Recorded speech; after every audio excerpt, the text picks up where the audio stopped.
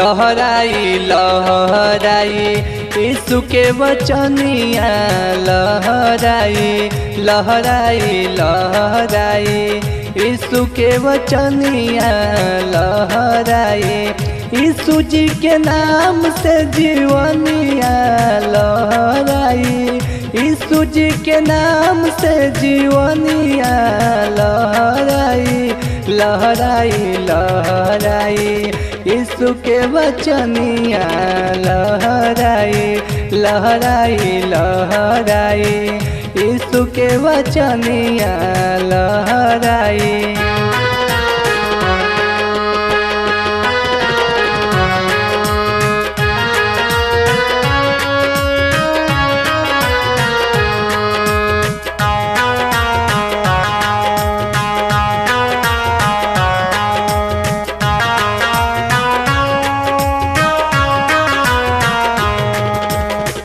तेरी वचन प्रभु इतनी है अनमोल, उसको पढ़ने से बढ़ता है मनोबल,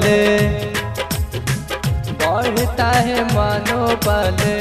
तेरी वचन प्रभु इतनी है अनमोल, उसको पढ़ने से बढ़ता है मनोबल। तेरी महिमा से प्रभु जी मन में प्रीति छाई, तेरी महिमा से प्रभु जी मन में प्रीति छाई।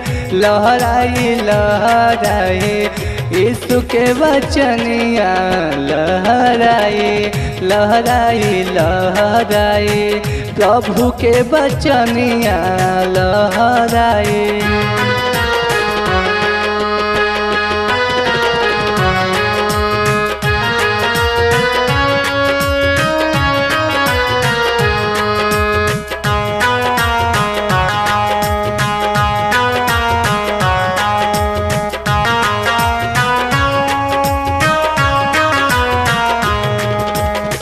कौड़ कौड़ में आप बसे हैं, आपके सिवाना कोई दूजा है, कोई दूजा है।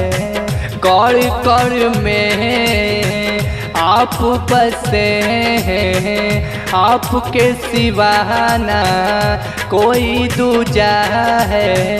मेरे ऊपर तेरी रहमत की दुआई, मेरे ऊपर तेरी रहमत की दुआई।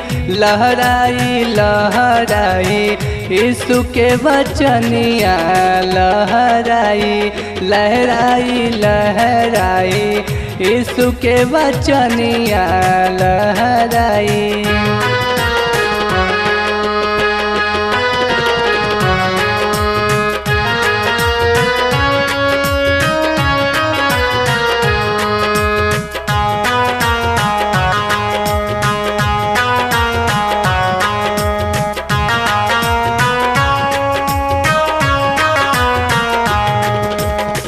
दूधारी तलवार आपकी पवित्र वचन पाता है जो, उसका करता जतन, उसका करता जतन।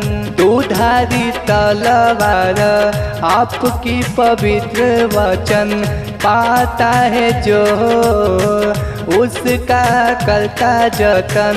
इस वचन से मन में शांति छाई, इसी वचन से मन में शांति छाई।